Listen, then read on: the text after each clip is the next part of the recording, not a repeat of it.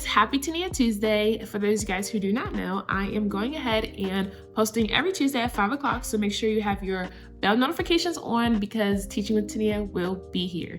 And hello teammates, happy 2024. If you have not checked out my last two previous videos, I talked about how 2023 was and then my goals for 2024 and creating my dream board.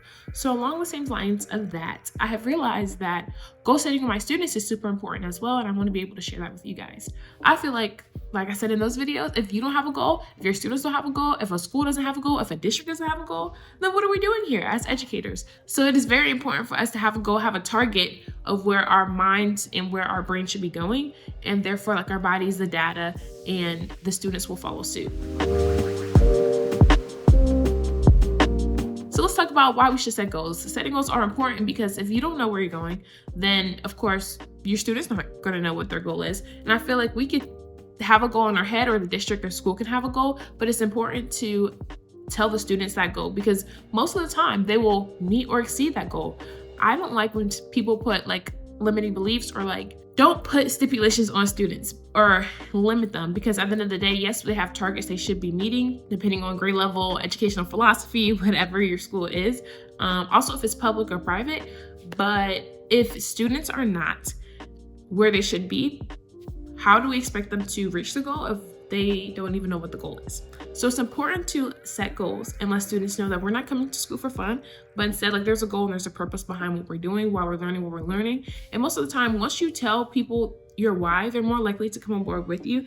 They're more receptive to getting the goal done. As teammates, you are a part of this educational team as well. So it is the parents working together on the student's goal, it's the students working together on the goal, and the educator working together to get that student across the finish line where they need to be. The second thing I want to talk about is what are the goals? What should the goals be? Now, I teach ELA. It may be different if you teach math or whatever your content grade level is, but apply this to you. In my classroom, we have a goal. We're about to start middle of the year testing, which is perfect timing, that my students we've already talked about their goals. So now it's basically implementing it and see if they're where they need to be. But we have a goal by middle of the year, all third graders should be able to read 105 words per minute for their oral reading fluency. And that is predetermined by research and our data of where students need to be an effective reader. And of course, that is staggered. So maybe it's 70 or 80 in second grade, 70 in first grade, or whatever the numbers will be. But that's what my students need to be able to do. And of course, that encompasses a bunch of things of being on grade level. That includes comprehension, nonsense words fluency, or reading fluency, different things like that. So the goals could be set by your district, it could be set by your school, it could be set by you. But I want to caution this when goal setting because not everybody starts at the same place. If you have two students neck and neck with each other, this student wasn't there during COVID, couldn't get on virtual. This student has been in school, had the accessibility and equitable resources to be on the platforms or online during Zoom. That's one scenario, but you can also have other scenarios where a student just moved here or they had different life circumstances, so they are starting maybe 2 years below. It's hard to catch that up within those educational gaps within a year to 2 year time span. But if a student starts, for example, at reading 30 words per minute and to get to 105 by middle of the year, that's a stretch. So instead, we break the goal down into incremental goals where they don't feel defeated if they didn't meet their goal, but instead they're making They're making adequate progress to where they started from. No one is asking you to jump from reading zero words in a minute to 105 words. It does take progress, and I'll talk about that in a minute. So depending on your subject, what your goals are, identify that and get clear on what your principal is asking you to do, because it may be different from what your district is asking you to do. Also, what the consensus of everybody around you are and what works best for your students. I don't care what the goals are. At the end of the day, we're educators and we know our children best. So do what works best for them and set the goals that are not easy. We don't want to handicap our kids, but we want to be able to say that here's your goal, stretch it a little bit. Go where your data is telling you a student should be, but also you can play around within a margin because not every student's going to meet it, or you know that that student has like difficulty, or you know that student could do more than that. You have to know your kids best. So knowing the goal based off the student, that's how you set your goals. Okay. The next thing you need to do is explain and articulate the goal to your students. It's okay as educators and district people, whatever, we have all these goals in our head and what students should be able to do. But as a mediator, I feel like a teacher is, you have to be able to break that down into small actionable steps for your students. So this is where this lovely sheet comes in. It's my reading goal for middle of the year. So after we took the beginning of the year data, we were able to see, okay, this is where you're at, this is where you need to be, and this is how we're going to get there, right? So it talked about, okay, this is where, for example, if I had a student reading 15 nonsense words per minute, they're supposed to be able to read, what was it at the time, like 25 nonsense words in a minute. The goal is for them to increase 10, but I know this student is a rock star and can get to 30. So I'm going to say my goal is to read 30 nonsense words in 1 minute by January 15th, right? That's the goal. It's actionable steps that they can do at home to make sure they reach your goal. What is your plan to reach your goal? I want to practice in small group. I want to practice at home. I want to practice with a partner, practice with my younger brother, my sibling, my dog, whatever it is, right? So depending on their goals, some friends have nonsense word goals. Some friends still have letter sound goals. I also have friends that are already fluent readers. Okay, you're on grade level, I want you above grade level. Like there's always something to keep striving for. Or, okay, you may have excelled at oral reading fluency. Now let's see how your reading comprehension is with Maze and things like that. Maybe for the Maze test, it's basically like reading a word and filling in the blank. Reading a passage and filling in the blank based off of 3 words they give you, which makes the most sense. That has to do with their comprehension, and they only have 3 minutes to take that test. The goal is to get 8 by the middle of the year. But what if they already got 8? Then their goal should be 12, 15. Like, keep going. There's so much to strive for, especially because wherever your student is at, everybody has something to work on, okay? And you have to create that class culture of building and growing and making mistakes and falling down, maybe sometimes not meeting your goal. By the end of the day, how do we pick ourselves back up and continue to strive? So then I have this conversation. I also take one home or make a copy of it for parents to sign, because I can talk about goals all day long, but it's a partnership, a teamwork for everybody to be on board. How can I help my kid get on grade level? How can I help my kid be above and exceeding everything that I have asked? Or if their goal is for college, if their goal is to be a barbershop, like either way, you still need to learn how to read. So it starts now here in 3rd grade.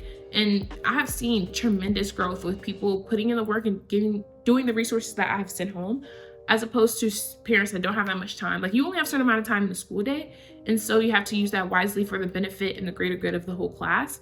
And yes, you could pull and differentiate in small groups, but especially for friends starting 3, 4, 5 grade levels below, you need that extra time at home. So that's why I also like to make it actionable for my students, but also the parents. This is the goal you need to meet. This is where your child should be, and this is how you help them. That's our job as educators. I feel like some people go above and beyond, but I know some teachers that are not even telling students their goal, and they're just expecting them to reach them. Some teachers don't even partner with parents, and I feel like that's your secret sauce to teaching, is getting everybody on board, working together for the greater good of that student. That's what we're here, right? And then, based off the beginning of the year data, I went ahead and made my data wall. If you haven't checked out how I made my data wall, go ahead and click this video up here or up here. My data wall is a visual representation of our goals, just like I did a visual representation of my personal goals as a teacher with my dream board. The data wall is for students to see, oh, this is where I am. I don't want it to be like a negative, positive thing, like, oh, you're here because I put the students' names on the back with their surfboard, but the goal is to go up, right? And for the friends that do meet their goal, I try to give like an incentive, like a pizza party, ice cream party. Last year we did Chick-fil-A. It really just depends what they want, what will motivate them. Having lunch with Ms. Brown, which they love, or having lunch with a teacher, that would be great. What motivates them? You have to figure out what rewards and consequences do they want if they do meet their goal. Something that, because we could set these goals and initiatives all day, but until they buy in, until they say, yes, this is what I want to do, or this is what I will get for like good behavior or whatever, that would be great as well.